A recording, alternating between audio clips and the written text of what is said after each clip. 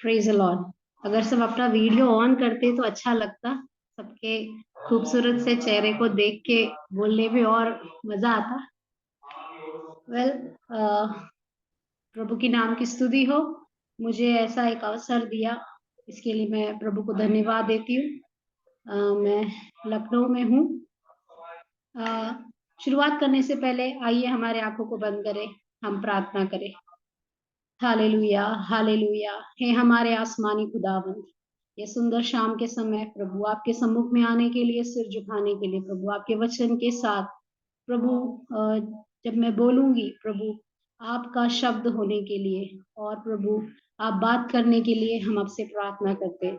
आपके हाथों में सौंपते इस मीटिंग के शुरुआत से लेकर अंत तक प्रभु आपकी कृपा, आपकी पवित्र आत्मा हमारे साथ रहे प्रभु।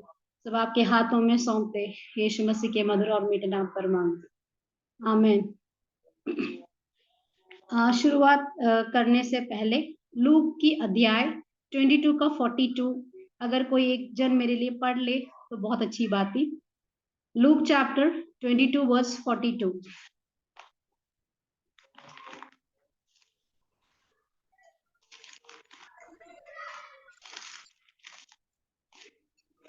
हालेलुया।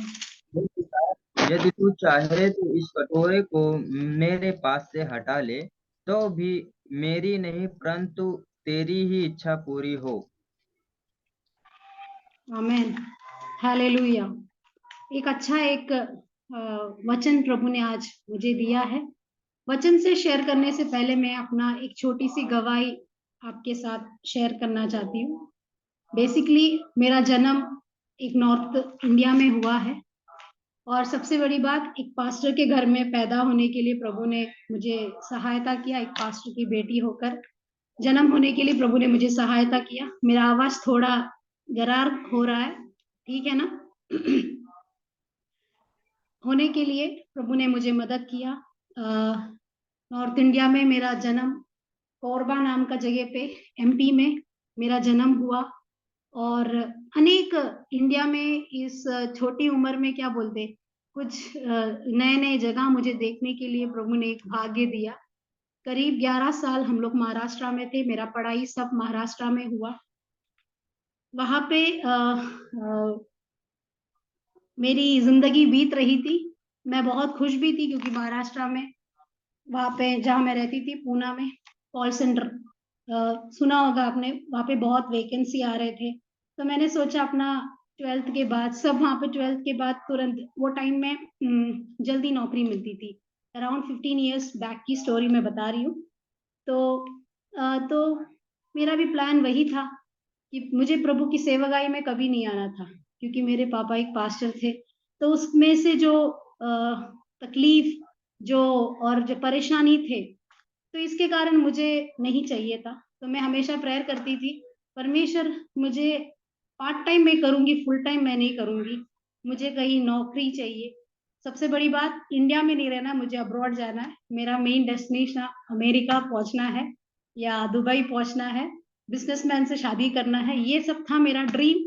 और यही प्रार्थना करती थी। फिर मैं कहती थी, प्रभु आपका इच्छा है तो होए, पर ऐसी कोई नहीं, इंडिया में है तो भी आई एम हैप्पी, मुझे कोई ये नहीं, पर मुझे सेवकाई नहीं करना है। ये था मेरा ये।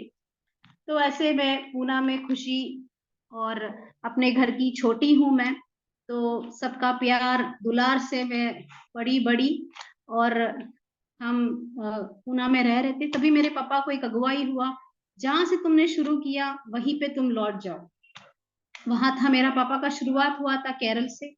जैसे मैंने कहा, मेरे पापा एक पास्टर थे आईपीसी के, तो वो बतेरी से उन्होंने अपना सेवगाई शुरू किया था वायनाड नाम का एक जगह पे। तो पापा ने बोला हम चलते हैं वापस केरल की ओर। जैसे ही मैंने ये सुना, मैं बहुत निराशा में हो गई, क्योंकि मैंने और मेरी बहन ने बहुत प्लानिंग किया था, हम यहीं पे रहेंगे, कॉल सेंटर में काम करेंगे, खूब पैसे बनाएंगे, हम यहाँ पे खुद का मकान लेंगे, आराम से रहेंगे, क्योंकि हर साल हमारे एक ही बिजनेस होता है, घर बदलने का। तो रेंट में रहते थे, तो हम परेशान थे। एक तो 3 साल में पापा को ट्रांसफर मिलता था, और उसके बीच में घर भी बदलो, तो काफी मुश्किल थे। तो हमने सोचा कि हम ऐसे काम करके हम खुद का घर खरीदेंगे। पर कहते हैं ना, सब में पानी फिर गया और हम पहुंच गए गांव में। गांव में आने के बाद मेरे को तो उतना मलयालम आता नहीं है अभी, तो फिर भी मैं मलयालम बहुत अच्छा बोल लेती हूँ। That credit goes to my husband, मेरे पति देव को। वो हिंदी नहीं सीखे पर मैं मलयालम जरूर सीख गई। और हम पहुंच गए गांव में। गांव में करीब 2 साल तक मैं ऐसे ही ढूंढती रही, मुझे मुझे क्या पढ़ना है, क्योंकि वहां पे कोर्स जो है हर एक में एक सब्जेक्ट मलयालम है। मुझे मलयालम आता नहीं है और काफी दिक्कत पढ़ने में और कहीं जाने में दिक्कत, आने में दिक्कत। तो मैं प्रेयर कर रही थी, गॉड यहाँ तो आके मैं क्या बोलते कुआ के अंदर फंस गई, उसी की तरह हो गया मेरा लाइफ, अब क्या होगा। ऐसे सब सोचने का टाइम, मेरी बड़ी बहन यहाँ पे लखनऊ में वो थी, उनका उसका हस्बैंड यहाँ पे एक स्कूल चलाता था। तो उसने कहा यू डोंट वरी, वो डिलीवरी के लिए मेरे घर आई हुई थी। तब कहा फिक्र करने की जरूरत नहीं, मैं डिलीवरी के बाद जब बच्चा होगा तू भी मेरे साथ चल, हम वहां जाएंगे, तू अपना डिग्री कंप्लीट करना और साथ ही हमारे स्कूल में एक टीचिंग इससे पढ़ा लेना। तो मैंने कहा हाँ ये बढ़िया आइडिया, कैसे भी करके गांव से बच जाएंगे। एक तो वहां का मौसम, बारिश मुझे बिल्कुल पसंद नहीं है। तो कैसे भी करके बोले ना, जान छूटा। इस प्रकार मैं प्रार्थना कर रही थी, फिर भी प्रार्थना हमेशा चल रहा है, प्रभु आपकी इच्छा है तो। बहन है, माना कि सब ठीक है, फिर भी उसके ऊपर जाना, उसको भी तकलीफ होगा। एक तो मुझे कुछ आता नहीं है खाना बनाना, सिर्फ खाना आता है और उससे ज्यादा कुछ नहीं आता है। तो इस प्रकार मैं दुख में प्रार्थना हर दिन चलता था। एक बात है, एक पास्टर की बेटी होने के कारण मेरे पापा बहुत स्पिरिचुअल व्यक्ति थे। खाना खाओ ना खाओ पर हमारी जिंदगी में प्रेयर होना जरूरी है। मेरे बचपन से ही अराउंड मैं 4th क्लास में थी, हर एक को हमको टाइमिंग दिया गया था, आधा घंटा। शुरुआत मेरा 15 मिनट से शुरू हुआ था। शुरुआत में 15 मिनट, उसके बाद आधा घंटा, उसके बाद 1 घंटा। हमारे घर में मस्ट है, हर एक को एक एक टाइम दिया गया। मैं आशा करती हूँ कि आपके जिंदगी में भी होगा, ये बहुत पावरफुल होता है। हम सोचते, हम फैमिली प्रेयर होता है हमारी जिंदगी में, पर्सनल प्रेयर होना हमारे एक एक की जिंदगी में बहुत ही जरूरत है, क्योंकि वो डायरेक्ट प्रभु से जो कनेक्शन होता है ना, वो बहुत ही क्या बोलते हैं, बहुत ही सुंदर सा एक टाइम होता है। शुरुआत में मुझे मेरे पापा के ऊपर बहुत गुस्सा आता था, मैंने कहा खुद तो बैठता ही है, साथ में मुझे भी जबरदस्ती। और पता है, मैं अलार्म लगा के बैठती थी, मेरे घर में जितना भी अलार्म है सब जगह बजना शुरू होगा। 5:30 टू 5:45 के बीच में इतना अलार्म बजेंगे, मेरे घर वाले परेशान हो जाएंगे। किचन में बजेगा, बेडरूम में बजेगा, हॉल में, जितना भी हो अलार्म होता था बजता था। शुरुआत में मुझे बहुत गुस्सा भी आता था, फिर धीरे धीरे जैसे जैसे मेरा उम्र भी बढ़ता रहा, प्रभु के वचन पढ़ते रहे, तो मुझे उसका वैल्यू पता चला। जैसे गए दिन मैंने गवाही सुनी थी जोएल की, उसने एक ड्रम के लिए प्रार्थना किया, प्रभु ने दिया। तो वैसे बहुत सी कहानियां मेरी जिंदगी में प्रभु ने किया। मेरा स्कूल का फीस भरने के लिए नहीं था, मेरा हर जरूरत, हाँ, छोटी हो या बड़ी वो नहीं है, मायने नहीं रखता, पर जब प्रभु देता है उसमें जो खुशी मिलती है, मानो कि वो खुशी हमें और लाइफ में कहीं नहीं मिलेगी। तो मैं आशा करती हूँ आप सबको भी पर्सनल प्रेयर होना चाहिए, minimum 15 minutes, minimum half an hour. वो एक जो प्रभु के साथ वो बैठना, वो टाइम होता है, वो बहुत हमारा दिल खोल के, किसी को हमारी आंसू, किसी को हमारी प्रार्थना बताने की जरूरत नहीं, जो प्रभु से जो हमारा डायरेक्ट कन्वर्सेशन होता है। मैं प्रभु को धन्यवाद देती हूँ। उसके बाद मैं यहाँ आने की तैयारी कर रही थी, तभी मेरे लिए एक शादी का, क्योंकि मैं सबसे छोटी थी, मेरी बड़ी एक बहन खड़ी है, तो किसी का भी उतना हिम्मत नहीं कि सीधा आके रिश्ता मांग ले, क्योंकि सबको चिंता है कि मेरी बड़ी वाली है तो वो है तो छोटी की शादी नहीं होगी। पर मेरे घर का पॉलिसी था, छोटी वाली का पहला होता है, उसके बाद बड़ी वाली का होता है। जैसे मेरी, हम लोग 4 बहनें हैं, 4 में से दूसरी का पहला हुआ था, फिर उसके बाद मेरी बड़ी बहन का हुआ था। तो वही रूटीन मेरे साथ भी हुआ। पहले मेरा बहन के लिए रिश्ता है, तो मेरी बहन ने बोला पास्टर नहीं चाहिए। तो मैंने भी बोला अरे एक पास्टर घर पे है ऑलरेडी, और फिर उस पास्टर की क्या जरूरत है, हमको पास्टर नहीं चाहिए, मैंने बोला है ना मेरे को नहीं चाहिए। तो मेरा दोस्त है जो हमको, हमारा मीडिएटर क्या बोलते हैं, हमसे हमको मिलाया, जो मैं पूना में थी, तो मेरा बचपन का दोस्त है। तो उसने इनसे कहा लड़की तो बहुत अच्छी है पर मानना बहुत जरूरी है, क्योंकि वो ऐसे मानेगी नहीं, क्योंकि हमको पता है वो पास्टर से शादी नहीं करेगी, वो दूरी से भागेगी। तो इन लोग लगातार प्रार्थना कर रहे थे। पहला ये रिश्ता मेरे लिए अप्रैल में आया। मैंने पापा से कह दिया, देखो अगर फिर पास्टर को लेके आया, मैं अपने दादी के घर जाके रहूंगी, मुझे पास्टर नहीं चाहिए। तो पापा ने बोला ठीक है। तो ऐसा ये चला गया।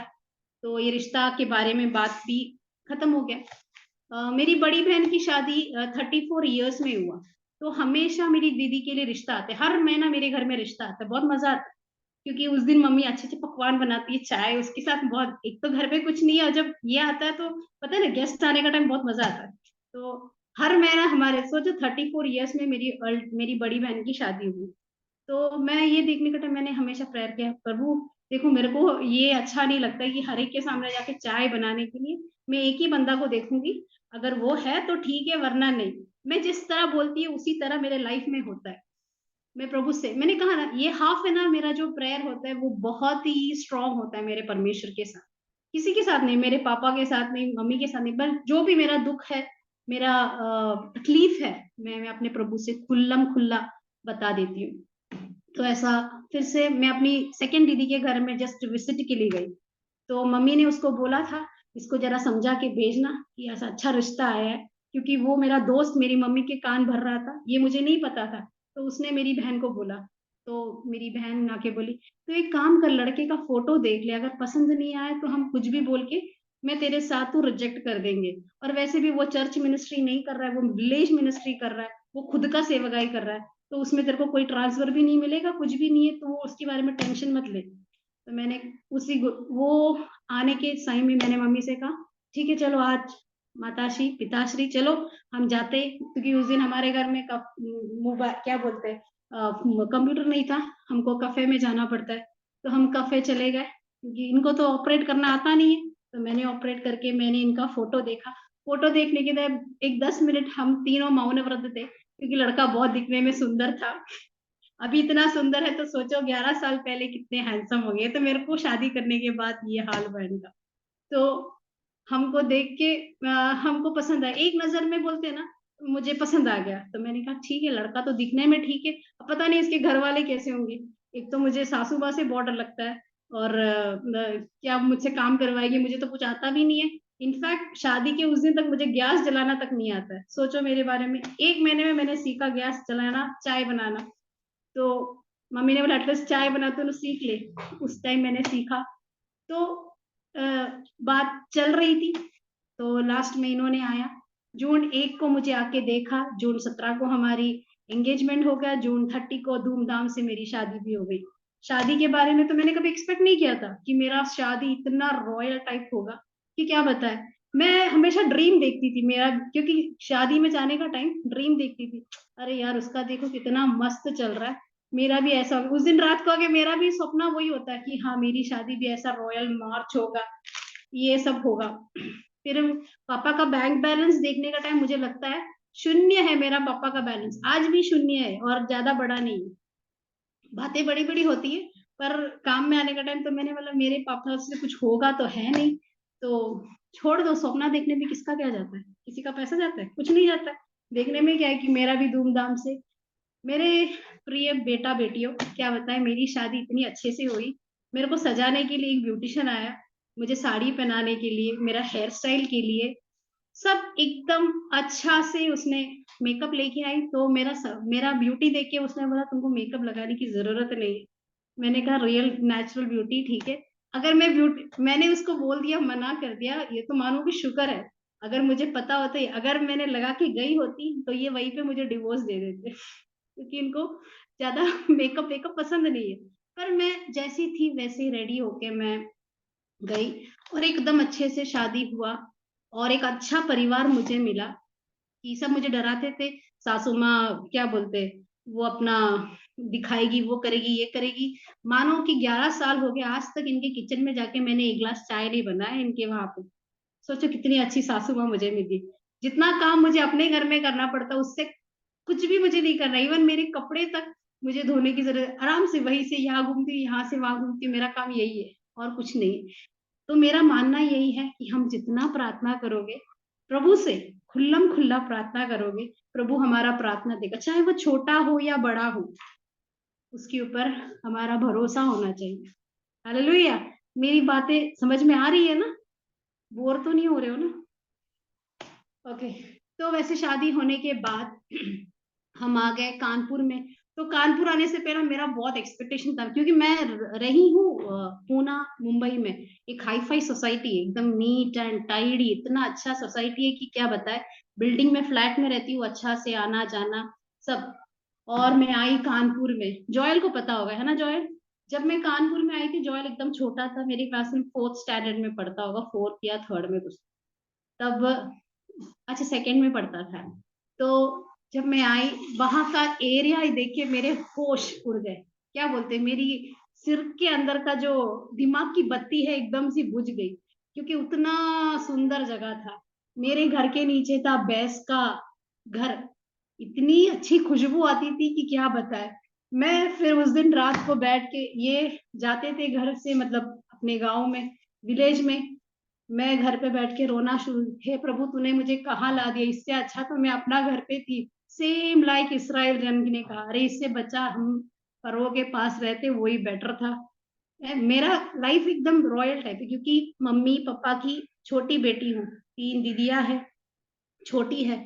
मुझे घर में कुछ काम नहीं है, सिर्फ हुक्म चलाना मेरा, वो दे दो ये दे दो, बैठे बैठे काम हो जाता है। यहाँ पे आया तो खाना बनाने नहीं आता, पहली बात। दूसरी बात, कुछ बनाना होगा, मेरे पति देव बोले गैस को हाथ मत लगाना, मैं आने के बाद बनाऊंगा। ये आते हैं 1 बजे, तब तक मेरे पेट में चूहा बिल्ली सब दौड़ना शुरू हो जाता है। एक तो मैं फूडी हूँ, और कम, मुझे देख के ही पता चलता है ना मैं कम खाने वाली हूँ। तो मुझे बहुत सा ये, तो ये आते हैं, बनाते हैं। मैं बहुत धन्यवाद देती हूँ, जिस प्रकार मैंने प्रभु से प्रार्थना किया, उसी प्रकार का एक हमसफर प्रभु ने दिया मुझे। मैं खाना लेट बनाऊं, जल्दी बनाऊं, अच्छा बनाऊं, बुरा बनाऊं, जैसे बनाऊं, मेरा पतिदेव खा लेता है। कभी मुझे कंप्लेन नहीं बताता है कि ये वो था, ये वो था, कभी नहीं। ही इज हैप्पी, जो मैं करती हूँ उनको पसंद आता है। हालेलुया। यही है प्रार्थना का उत्तर। उसके बाद खुशल ऐसे ही चल रही थी, फिर हमने घर वहां से बदला, थोड़ा बहुत अच्छा जगह पे आए। एक बारिश हुआ तो घर के अंदर पूरा, क्या बोलते, पानी, कॉकरोच, चूहा, जो मुझे बिल्कुल पसंद नहीं है वो सब चीज हमारे घर के अंदर आ जाएंगे। तो वैसी जगह पे प्रभु ने मुझे सुरक्षित और अच्छे से रखा। थोड़ा बहुत किटकिट में करती थी प्रभु से, पर प्रभु मुझे उत्तर भी देता था, और मैं खुशी खुशी जा रहे थे। तो वैसे ही मैं जाने का टाइम, मैं प्रेग्नेंट हुई। प्रेग्नेंट होने के बाद तुरंत उसी महीने ही मेरा अबॉर्शन हो गया, क्योंकि मुझे यहाँ का क्लाइमेट सूट नहीं कर रहा था। गर्मी के कारण मैं हमेशा जाके नहाती थी, क्योंकि इतना मुझे सूट नहीं, क्योंकि जहाँ जो एरिया में मैं थी बहुत अच्छा ठंडा था। वायनाड सुना होगा, तो अच्छा एरिया है। और जहाँ पूना भी है, बहुत अच्छा है, ना ज्यादा गर्मी है ना ज्यादा ठंडा है, अपना बॉडी के लिए सूटेबल है। जैसे ही हम कानपुर आए, मुझसे बर्दाश्त से बाहर था, तो मेरा अबॉर्शन हो गया। उसके बाद फिर हॉस्पिटलाइज्ड सब, पर मैं प्रभु को धन्यवाद देती हूँ, मेरे परिवार के कोई नहीं थे, मेरे माता पिता जो हमेशा मेरे साथ ढाल बनकर खड़े होते थे। मुझे याद नहीं है 21 ईयर्स तक मेरे को एक पैरासिटामोल अगर मैंने खाया हो तो बहुत रेयर है, हाथ में हम गिन सकते, उतना मैंने शायद खाया होगा। पर प्रेयरफुल लाइफ है, मेरा घर एकदम प्रेयरफुल लाइफ है। मेरा पापा, अगर छोटी सी हम बोलते पापा आज बुखार है, आज नहीं जाएंगे, मेरे को वहां पे पापा आके प्रेयर करते, तुम्हारा बुखार चला गया, अब तुम जाओ स्कूल में, हमको भगा देते थे। तो वैसा लाइफ स्टाइल था हमारा। यहाँ पे आने के बाद हॉस्पिटल से निकलने को टाइम नहीं है, पहला अबॉर्शन हो गया, उसके बाद उसका ट्रीटमेंट। पर प्रभु ने जो हिम्मत मुझको दिया है, आज अगर मैं यहाँ पे खड़े मतलब बोल रही हूँ, तो प्रभु ने मुझे हिम्मत दिया है। हालेलुया। क्योंकि जब पापा पूना में थे तो मुझे मराठी एकदम पानी जैसा आता था, जैसे मैं आज हिंदी बोलती हूँ वैसे ही मैं मराठी बोलती थी। तो पापा मुझे स्टेज में बुलाते थे, आओ तुम ट्रांसलेट के लिए। मैं बोलती खुद ही प्रचार करो, खुद ही ट्रांसलेट करो, मुझसे नहीं होगा। एक तो मुझे स्टेज का बहुत डर है, सच बोल, बाहर स्टेज के नीचे खड़े होके करने में मुझे बहुत मजा आता है, स्टेज के ऊपर चढ़ के बोलने में मेरे को नहीं आता। तभी से मैं मैक्सिमम जितना इग्नोर मैं करती हूँ, उतना ही मैं इस पे फंसते जाती हूँ। मेरे सुनने वालों, अगर तुमको मौका मिलता है तुरंत ले लो, सीख लो, क्योंकि जितना तुम भागोगे उतना ही प्रभु में तुम फंसते जाओगे। हालेलुया।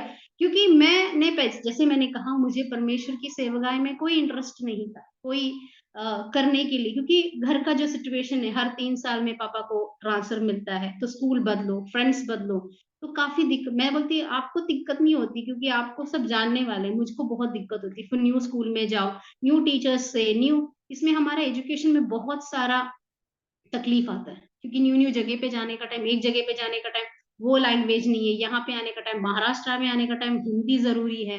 पूना, जब हम लोग बॉम्बे में थे, मराठी का उतना जरूरी नहीं था। जब हम लोग पूना में आए, वहां पे मराठी कंपलसरी। तो ये सब जिंदगी में आती रही, पर इस सब में प्रभु ने मुझे संभाला, सुरक्षित रखा।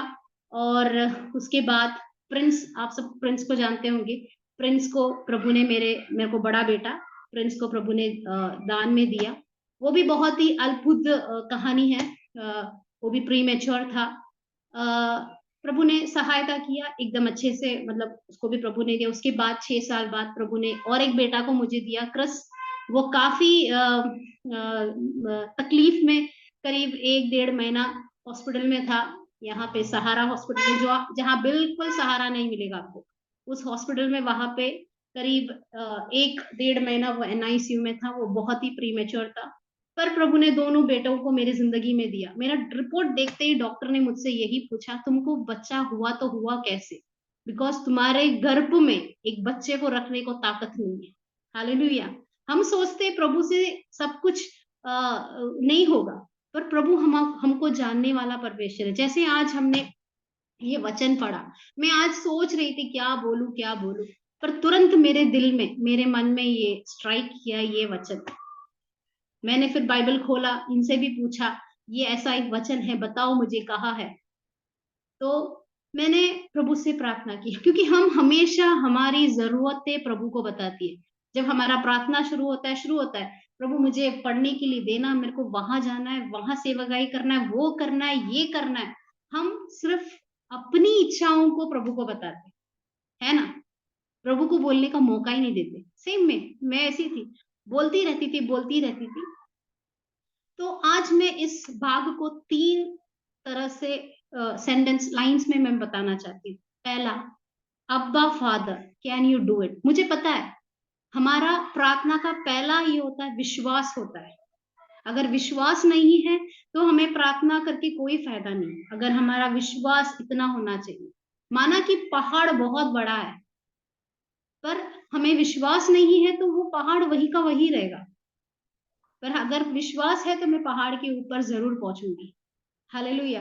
तो इसी प्रकार हम जो भी हम बताते हैं परमेश्वर से, हमारे मन में एक विश्वास होना चाहिए कि जो मैं प्रार्थना कर रही हूँ, मेरा प्रार्थना का उत्तर प्रभु देगा। क्योंकि यही हमारा फॉर्मेट है, जो मैं प्रार्थना करती वैसे ही तुम लोग करते हो। क्योंकि इसी एज से मैं गुजर के, अभी इतनी ज्यादा उम्र भी नहीं है, थोड़ा बहुत ही है। तो ये मत सोचना कि 50 साल की बुढ़ी है, नहीं नहीं। है? तो उसी हम जाते हैं। ये फॉर्मेट हमें आज थोड़ा बदल के प्रार्थना करना है, क्योंकि पहले हमारा जो भी है, हमारा विश्वास हमारा प्रभु के ऊपर होना चाहिए। क्योंकि Psalms 139 में हम वहां पे देख सकते हैं, तेरी आत्मा से मैं कहाँ जाऊं? क्योंकि प्रभु मुझे जानता है। मेरे हर दिन मैं अगर पाताल में जाऊं, स्वर्ग में जाऊं, पेड़ के नीचे जाऊं, कहीं भी जाऊं, प्रभु मुझे जानता है। हालेलुया। तो हम सोचते हैं कि फिर बताने की क्या जरूरत है। देखो, जब छोटा बच्चा रोया नहीं तो पता नहीं चलेगा कि वो भूखा है। तो हम बोलेंगे, तो परमेश्वर को बताने की जरूरत ही नहीं है, क्यों मुझे वो चाहिए, मुझे ये चाहिए, नहीं। हमारे मुंह से सुनने में मजा आता है। जैसे मेरा बेटा, उसका तो लिस्ट कभी खत्म ही नहीं होता है, एक करके दो तो दूसरा शुरू हो जाता है। तो बताने में उसको भी ये नहीं है, सुनने में हमको भी मजा आता है। हाँ, मेरा बेटा मुझसे मांगता है, हाँ मुझे देने में ये मजा आता है कि नहीं? उनका मांगने का अलग अलग तरीका होता है। आंखें पर, मेरा छोटा वाला तो आंखें मटका मटका के, हिल डुल के आके मांग के, पहला मैं सोचूंगी नहीं दूंगी, पर जिस हिसाब से वो करेगा फिर दे देंगे, ले लो। यही है परमेश्वर का पहला, हम कहते हैं अब्बा पिता। वो कहने में टाइम प्रभु हमारा प्रार्थना को सुन लेता है। और दूसरी, इसी को हम दूसरी भाग में देखेंगे, तो अगर प्रभु तू चाहता है तो इसको हटा दे। देखो, जस्ट इमेजिन करो, इस दुनिया का पूरा पाप, कितनी वो कोड़ी कोड़ी लोग हैं, सबका पाप एक कप के अंदर, एक जार के अंदर रखा हुआ है। प्रभु अपने हाथ में लिया हुआ है पीने के लिए, आपका और मेरा, हम सबका पाप। प्रभु अपने पिता से कह रहे हैं, प्रभु अगर आपकी इच्छा है तो इसको हटा दे कैसे भी करके, क्योंकि जस्ट हमको, हम सोचो प्रभु कितना मुश्किल की ओर से वो गुजर रहा है। हमारा भी प्रार्थना ये देख के, अगर प्रभु आपसे चाहता है तो, क्योंकि 90% लोग का प्रार्थना यही तक है, इसके आगे हम नहीं बोलते। इसके आगे हमें ये बोलना चाहिए, अगर आपका इच्छा है तो मुझ में हो, अगर नहीं तो ठीक है। प्रभु ने भी वही वहां पे कहा, प्रभु अगर आपकी इच्छा है तो ये मेरी जिंदगी में दे, ये मैं कटोरा पी लूंगा। हम्बल से, एकदम हम्बल रिक्वेस्ट ही made before the lord, that if you are willing, अगर आप चाहता है तो मैं ये कटोरा में पीऊंगा, पर आपकी इच्छा है तो हटा दो। हालेलुया। इसी प्रकार हमारा हर एक का प्रार्थना अच्छा है, हम सब प्रभु को बताते हैं, प्रभु सुनता भी है, क्योंकि प्रभु करुणामय परमेश्वर है। जैसे मैंने कहा, मेरा छोटा बेटा कुछ मांगता है तो पहले मैं बोलती नहीं दूंगी, फिर भी मैं दे देती हूँ। अगर मेरा दिल इतना हम्बलनेस है तो सोचो हमारा पिता का हृदय कितना हम्बल है। हमारी हर एक जरूरत को, हमारी हर एक छोटी बात को हमारे माता पिता से नहीं हो पाएगा। मैंने कहा मेरे पेरेंट्स, दे वो लोग परमेश्वर की मिनिस्ट्री में थे, उनके पास नहीं था, पर बीच बीच में मुझे बहुत फील होता था, मेरे दोस्त जाते पिकनिक में, मेरे दोस्त वो करते हैं ये करते हैं, मुझे जाने को मौका नहीं मिलता है। अगर मैंने कुछ कह दिया, तुम पास्टर की बेटी हो, अगर तुमको वो पहनना है तुम पास्टर की बेटी हो, ये जो पास्टर की बेटी से, ग्रेस से ज्यादा मुझे सब पास्टर की बेटी से जाना जाता है। इससे भी मैं बहुत इरिटेट होती थी, इसीलिए मैं नहीं चाहती थी मैं इसमें आऊं। पर प्रभु ने मुझे इस दुनिया का, क्या बोलते, रचने से पहले ही, grace you are in my ministry, प्रभु ने मुझे बुलाया करके आज मैं यहाँ बैठी हूँ, आपके साथ बात कर रही हूँ। हालेलुया। उसकी दया है, उसकी कृपा है। सो मेरे, मुझे सुनने वाले प्रभु की दास दासियों, मेरा एक ही ये है, आपका प्रार्थना इस प्रकार होना चाहिए। पहला अब्बा पिता, उसके बाद आपकी इच्छा है तो हटा दो। आपसे सब कुछ हो सकता है, पर अगर आपका इच्छा है तो इसको हटा दे। इस प्रकार हमारी प्रार्थना होए, प्रभु हमको आशीष करेगा, हमारी हर एक जरूरत को प्रभु पूरी करेगा। मुझे इतना समय दिया हुआ हर एक को, स्पेशली मैं एंजला को बहुत धन्यवाद देना चाहती हूँ। वो काफी टाइम से मेरे को बोल रही थी प्रचार करो प्रचार करो। मैं हमेशा, जैसे आज कहा है, मैं जितना अवॉइड हो सकती थी उतना अवॉइड होती थी, पर आज मैंने हिम्मत बांध के आपके साथ इतना समय मुझे दिया, उसके लिए मैं बहुत बहुत धन्यवाद देती हूँ। आशा करती हूँ कि आप सब मेरे लिए प्रार्थना करेंगे, और भी प्रार्थना कीजिए। इतना समय दिया, सबको धन्यवाद। जय मसीह की। Thank you. Praise Lord. Thank you so much.